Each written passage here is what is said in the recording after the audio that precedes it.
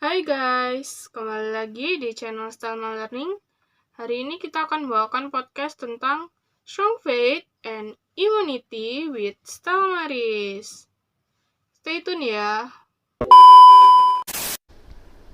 Tema akan kita usut hari ini teman-teman udah pada tahu belum?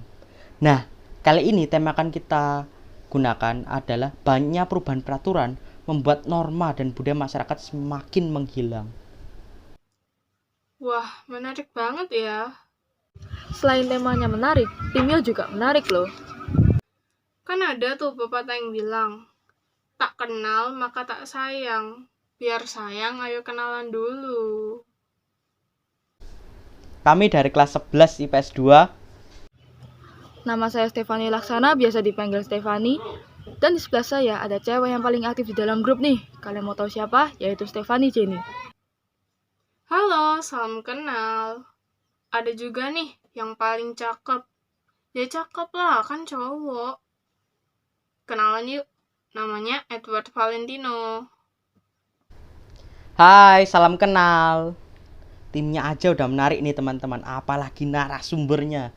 Narasumber yang kita undang hari ini tidak kalah menarik. Ada Bapak Hadi Santoso selaku CEO Ori Elektronik.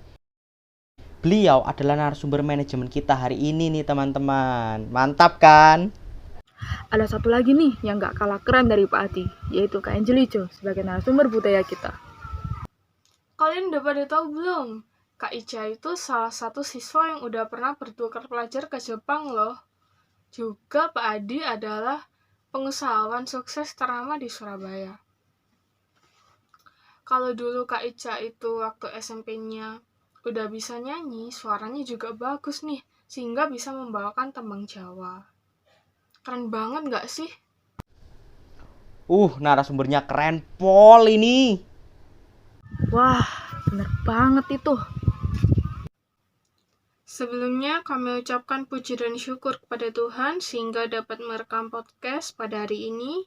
Selain itu, kita juga mengucapkan banyak terima kasih untuk Pak Hadi dan Kak Ica yang mau meluangkan waktu untuk perekaman podcast.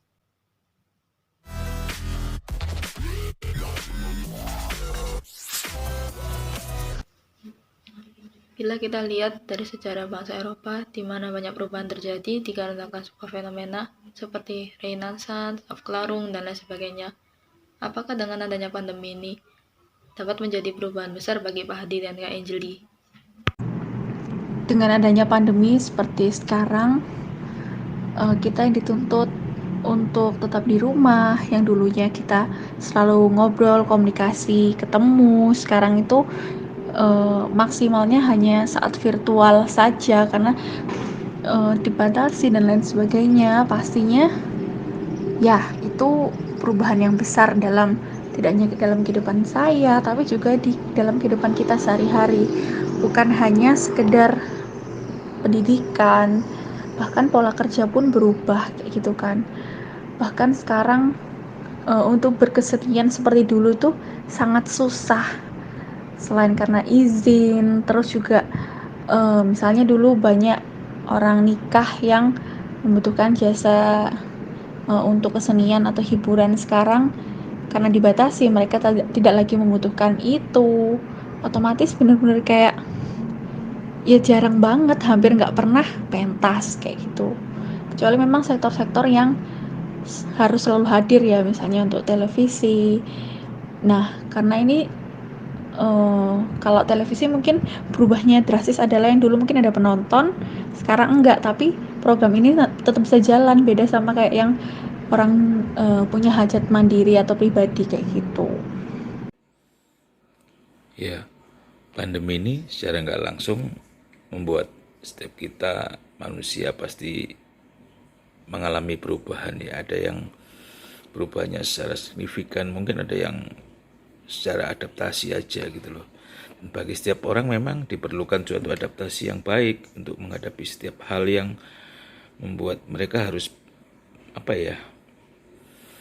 mengikuti suatu situasi dan kondisi yang ada saat ini supaya mereka terus bertahan hidup dan mereka tetap survive. Itu menurut saya. Dapat saya simpulkan bahwa dengan adanya pandemi ini menyebabkan banyak perubahan. pandemi bisa saja menjadi titik awal perubahan manusia.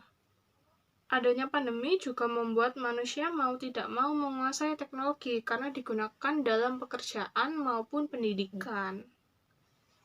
Ini sih yang harus kita ambil ya buat pelajaran manajemen.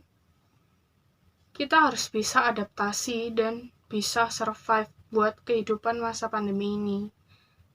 Kalau kita nggak adaptasi, gimana caranya kita ngelanjutin hidup? Bahkan mau survive untuk mencapai kehidupan yang lebih baik. Gimana caranya kita mau sukses atau kita mau menaikkan derajat orang tua kalau misalnya kita nggak bisa adaptasi. Jadi manajemen yang bisa kita ambil tuh kita harus bisa beradaptasi ya supaya bisa survive. Secara garis besar, perubahan sosial budaya berlangsung cepat dan menjadi dasar dalam kehidupan bermasyarakat. Perubahan yang cepat ini biasanya kita sebut dengan revolusi.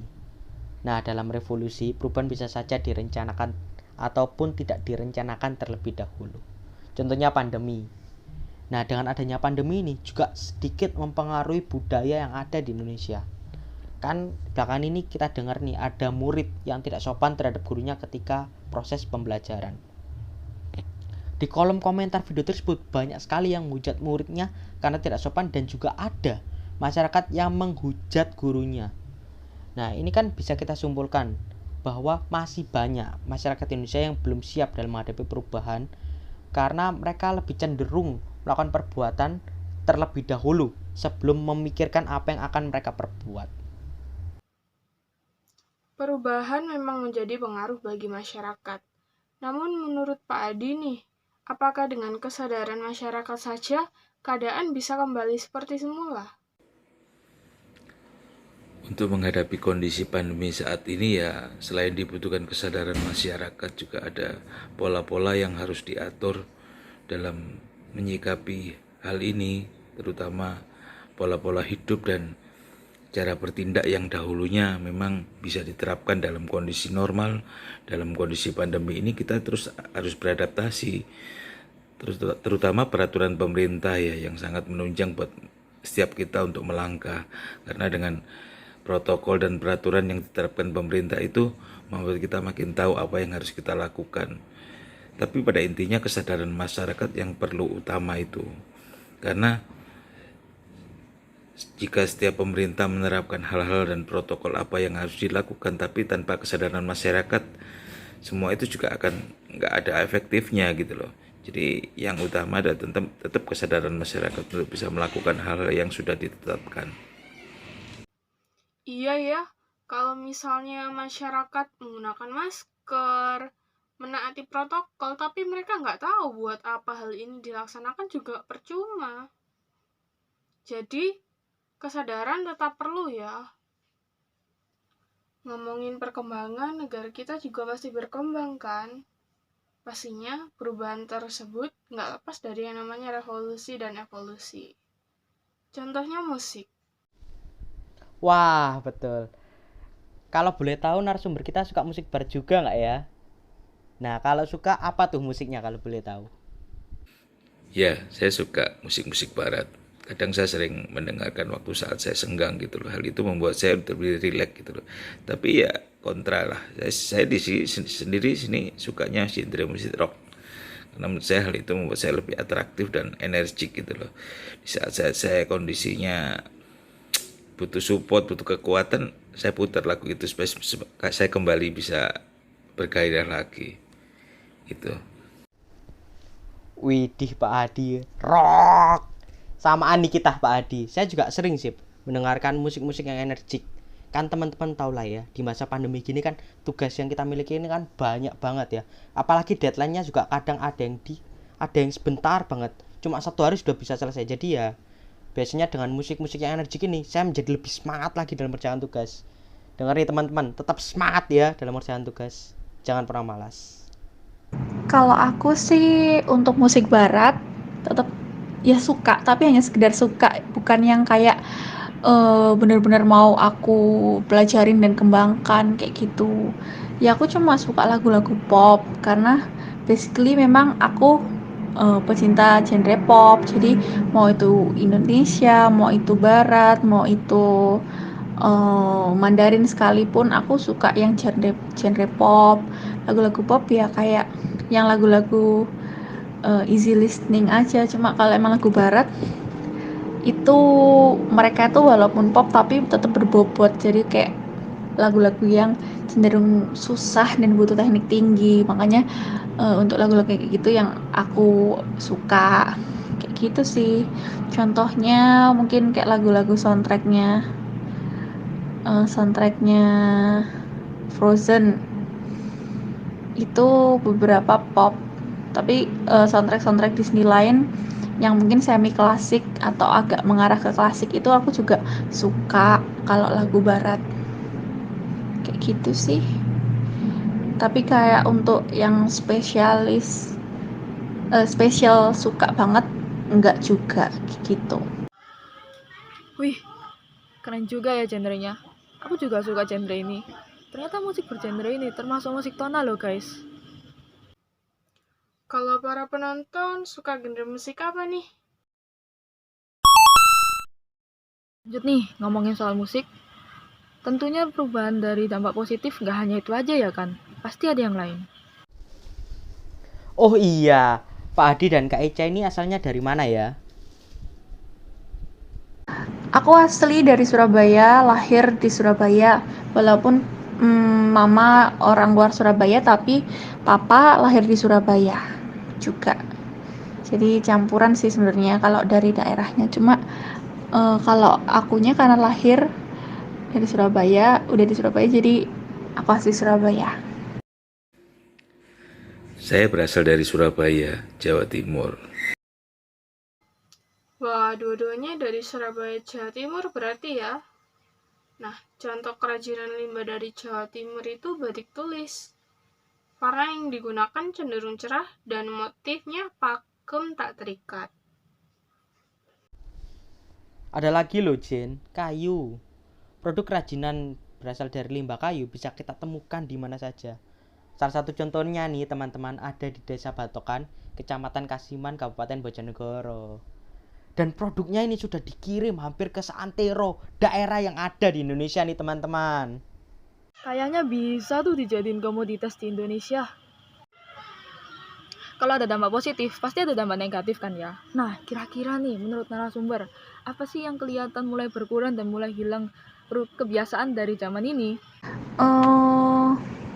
Kalau aku, karena mungkin aku concern di bidang budaya, jadi yang benar-benar tampak di aku adalah pelestarian budaya. Bukan berkurang sih ya, emang mungkin sedikit. Walaupun sekarang sudah mulai dipupuk budaya, misalnya kesenian, udah mulai banyak anak-anak kecil yang diarahkan ke kesenian tradisional. Tapi dibandingkan zaman dulu yang orangnya, ya aku katakan dia itu memang seniman profesional kayak gitu ya, memang bekerja secara profesional di seni. Ya mungkin selain mereka sudah sepuh dan akhirnya yang lalu-lalu itu sudah meninggal, tapi tanpa ada regenerasi, nah itu kan bikin kayak orang yang melestarikan kesenian berkurang. Tapi kalau untuk maju lagi ke zaman sekarang ini sudah dimulai lagi, sudah banyak regenerasi sebenarnya untuk anak-anak kecil. Cuma mungkin kualitasnya tidak bisa seperti dulu, atau belum mungkin ya, masih kita masih sama-sama belajar untuk lebih berkualitas kayak gitu. Terus juga untuk pelestarian misalnya naskah-naskah dan lain sebagainya, itu juga rasanya memang sedikit tidak seperti orang-orang yang lebih suka baca novel web ya. Jadi kayak baca naskah kuno itu nggak se-hype itu. Padahal baca naskah kuno itu juga asik loh, walaupun memang menurut aku pribadi susah dan butuh kesabaran ekstra. Ya itu sih dua hal yang menurutku sayang banget kalau memang tidak ada yang meneruskan. Maksudnya sayang juga kalau lama-lama dia semakin berkurang, tapi tidak ya tidak ada yang nerusin gitu loh. Era globalisasi ini memang membuat setiap manusia harus terus beradaptasi ya. Jadi banyak hal-hal positif memang yang didapat, tapi banyak juga hal-hal yang negatif sih. Orang lebih cenderung suka hal yang praktis, orang yang lebih cenderung suka hal yang instan. Mereka sekarang ini lebih milih yang itu karena hal-hal yang tradisional tuh cenderung untuk apa ya? Untuk sulit gitu loh melakukannya dan butuh waktu panjang. Contoh hal-hal kerajinan seperti yang orang zaman dulu buat itu kan prosesnya panjang sekali. Tapi dengan era sekarang ini orang cenderung eh, hidup dikejar waktu. Kadang hal-hal yang itu mereka tinggalkan bukan karena mereka tidak mau, tapi karena memang waktu ini yang mengejar kita untuk kita berbuat apa hal yang cepat gitu loh. Jadi hidupnya dituntut untuk praktis. Karena memang hidupnya terus dituntut untuk terus berkembang pesat gitu loh. Jadi antara waktu dan hitungan yang mereka dapat itu dihitung banget gitu loh. Sangat disayangkan sih, manusia menjadi semakin serakah. Akhirnya, sumber daya alam flora dan fauna Indonesia mulai berkurang, atau bahkan juga ada spesies yang mulai punah. Selain itu juga banyak norma-norma yang mulai menghilang dalam kelompok masyarakat seiring dengan perkembangan zaman yang semakin maju ini sih. Tapi dengan adanya pandemi juga membawa hal positif nih teman-teman. Contohnya, kita karena pandemi harus melakukan kegiatan di dalam rumah. Sehingga kita bisa lebih dekat lagi dengan keluarga kita, orang tua kita, saudara kita, dan beberapa keluarga terdekat kita. Walaupun banyak perubahan, kita nggak boleh berfokus pada perubahan negatif aja. Kita nggak boleh gelap mata sama perubahan positif, oke? Pada masa pandemi, sekolah kan harus terlaksana secara online. Nah, Jen sama Tep dapat uang nggak nih? Dapat kok, walaupun nggak tentu. Kadang 100.000, kadang 80.000. 50.000 juga pernah. Tergantung aktivitasku juga kalau pulang malam. Widih, banyak banget. Kalau aku sih palingan cuma 50.000. Itu pun gak bisa lebih. Kalau Edward sendiri gimana?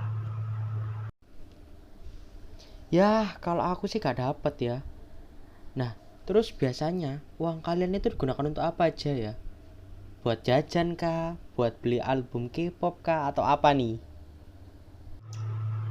Kalau aku sih buat beli jajan atau enggak kalau lagi pengen makan sesuatu gitu jadi beli deh. Soalnya di rumah gak selalu ada makanan. Aku juga sih buat jajan, kadang buat makan siang gitu atau beli minum. Tapi biasanya 20% atau 30%-nya itu aku tabung. Karena kan kita nggak tahu ya kalau misalnya ada pengeluaran tak terduga. Kayak tiba-tiba perlu uang buat beli buku gambar atau pensil, kayak gitu. Widih, keren nih. Nah, teman-teman bisa dilihat kan bahwa ada dua tipe orang nih. Tipe yang pertama kayak Tep yang selalu menghabiskan semua uangnya. Sedangkan tipe yang kedua kayak Jen yang selalu menyisihkan sedikit uangnya untuk ditabung. Nah, teman-teman masuk yang mana nih? Tipe 1 atau tipe 2 nih, teman-teman?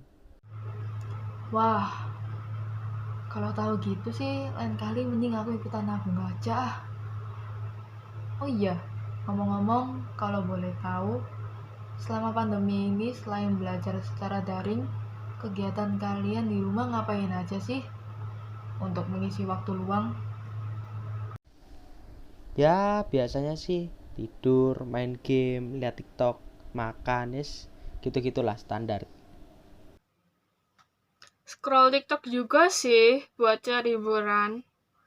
Tapi FYP sekarang tuh jarang banget keluar hiburan. Banyak kan konfliknya. Benar, aku juga sering lihat anak muda zaman sekarang bully kakek-kakek di depan publik loh. Di TikTok itu banyak, sering lewat di beranda-beranda gitu. Padahal konten kakek itu nggak merugikan satu sama lain, malahan cuma menghibur. Nah iya betul, padahal kalau nggak suka kan tinggal scroll doang. Apa susahnya sih teman-teman buat scroll aja kalau nggak suka? Dan juga kalau menurutku, bila kita ingin memberi nasihat atau mengkritik suatu karya, janganlah menyerang ke personalnya. Dan juga akan lebih baik bila kita menggunakan bahasa yang sopan, sehingga orang yang kita kritik nggak sampai tersinggung atau sakit hati nih teman-teman. Oke.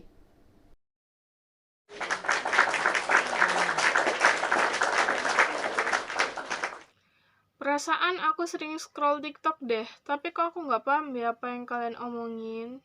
Kalau emang video yang kakek-kakek itu, emang komennya kelewatan banget sih. Iya bener yang itu. Kontennya sering lewat di beranda awal TikTok sih. Nah, sekarang aku mau nanya, menurut kalian gimana nih kalau seandainya ada seorang kreator membuat konten tapi tidak memiliki unsur menjatuhkan sama, malah dibully seperti itu? Harus ditindaklanjutin lah. Sebagai generasi muda, harusnya kita tahu lah mana yang baik, mana yang benar. Jangan mengikuti arus tersebut, walaupun pengikut mereka tuh banyak. Juga nggak hanya netizen sih menurutku, tapi konten kreator sekarang tuh kayaknya kalau nggak kasih sebuah konflik tuh videonya nggak famous, nggak bisa makan, harus cari masalah dulu, harus drama. Nah maka dari itu jangan kasih panggung, karena kalau berkelanjutan tuh bakal bahaya, jadi kita harus menindaklanjutin. Jawabanku sama sih kayak Jen. Menurutku komentar yang dilontarkan itu menunjukkan bahwa mereka tidak bisa menghormati dan menghargai sesama. Padahal kan kita sama-sama manusia sebangsa dan setanah air lagi. Astaga. Dan juga menurutku karyanya ya nggak buruk-buruk banget sih. Dan teman-teman kalau nggak suka kan lebih baik bila kita mengkritik dengan kata-kata yang baik dan sopan, sehingga orang yang kita kritik nggak tersinggung nih teman-teman. Kalau kita lihat di komentar-komentar tersebut akan nampak bahwa mereka itu sangat-sangat apa ya katanya ya, kasar banget gitu loh teman-teman ya. Kan kayak nggak bagus ya. Apalagi kata-kata tersebut bisa saja memprovokasi pengguna-pengguna TikTok yang lainnya untuk ikut menghujat orang tersebut. Nah ini kan menunjukkan bahwa mereka ini lebih suka bertindak dahulu daripada berpikir. Mereka lupa bahwa apa yang mereka lakukan akan membuat konsekuensi atau akibat yang fatal bagi orang lain. Astaga. Terlepas dari itu semua, yang penting kalian harus bisa memanage diri kalian sendiri, baik dalam menghadapi konflik maupun beradaptasi terhadap lingkungan. Selain itu, kalian juga harus menguatkan iman kalian. Dengan kita mengikuti gereja besar maupun gereja kecil yang berupa bangunan ataupun persekutuan, kalian juga harus kuat imun ya. Oh iya, Edward, gimana sih biar tubuh tuh selalu fit kayak kamu? Olahraga dong, makanya aku bisa fit kayak gini nih. Ya palingan aku sih biasanya main badminton. Ya olahraga kecil yang mudah lah untuk dilakukan. Bisa sama teman-teman atau sama orang tua, sama keluarga, kerabat. Nah kalau kalian juga mau fit kayak aku, kalian jangan lupa olahraga. Bisa olahraga bola besar kayak basket, futsal, dan juga olahraga bola kecil kayak aku nih, badminton atau main golf. Ya pokoknya kita harus tetap olahraga untuk memperkuat imun kita, oke? Kalau aku suka basket, bikin badan jadi seger. Walaupun kadang melelahkan sih kalau nggak terbiasa. Aku sukanya apa ya? Biarinlah, yang penting teman-teman di rumah jangan lupa olahraga ya. Bener banget, kayak judul kita nih. Sebenarnya banyak hal loh yang bisa kalian lakuin untuk meningkatkan imun selama masa pandemi. Contohnya, mendeskripsikan sesuatu atau menceritakan keseharian kalian selama di rumah. Menggunakan bahasa lain tentunya, bahasa Inggris atau bahasa Mandarin. Kalian bisa bertanya hobi kepada teman kalian atau mama papa kalian. Contohnya, 你的爱好是什么? Artinya, apa hobimu? Kalian juga bisa menjawab kalau ditanyai seperti itu. 我喜欢看电影. Contoh lain, kalian bisa menceritakan keseharian kalian atau kegiatan kalian. In the morning, I will wake up and I will go morning walk with my family. My father, my mother, and also my little sister. Seperti itu contohnya. Ketika kalian menceritakan keseharian, kalian juga harus memperhatikan tenses yang akan kalian gunakan. Jika itu masa lalu, maka kalian bisa menggunakan past tense. Ketika kalian menceritakan kegiatan yang saat ini kalian lakukan, maka kalian bisa menggunakan present tense. Dan jika kalian akan menceritakan apa yang akan kalian lakukan atau di masa depan, kalian bisa menggunakan future tense. Seperti itu. Ya juga ya sambil latihan. Wah teman-teman, nggak kerasa nih, udah waktunya bagi kita untuk berpisah. Sebenarnya sih Edward masih punya banyak hal untuk didiskusikan bareng teman-teman sekalian. Ya, tapi waktu sudah nggak mungkin kan. Ya ibarat kata, Edward masih ada beberapa hal nih yang mungkin bisa Edward sampaikan sekarang. Ingat ya teman-teman, sekarang masih pandemi, jangan lupa untuk jaga jarak, cuci tangan dan pakai masker. Karena kita sebagai warga negara Indonesia harus mematuhi protokol yang ada. Ibarat kata nih, kita harus beradaptasi dengan lingkungan sekitar kita. Mungkin kita boleh berprinsip, pokoknya kita tetap berusaha yang sebaiknya dan tidak lupa untuk mengikuti peraturan, oke? Ada kutipan nih dari Mohammed Sekouti, adopt your own view and adapt with others view. Yang berarti kita boleh melakukan pandangan kita sendiri atau prinsip kita sendiri, tapi kita tidak boleh lupa untuk beradaptasi dengan lingkungan sekitar kita, oke? Ya, sekali lagi kami mau mengucapkan terima kasih untuk Pak Adi dan Kak Ica yang sudah meluangkan waktunya untuk membuat podcast ini. Dan terima kasih nih teman-teman udah mau menonton sampai sekarang. Ya ampun, kalian luar biasa nih teman-teman, oke? Dan kami mau mohon maaf bila ada perkataan yang kurang berkenan, dan bila ada salah kata kami mohon maaf. Sekian podcast pada hari ini. Cai Chen.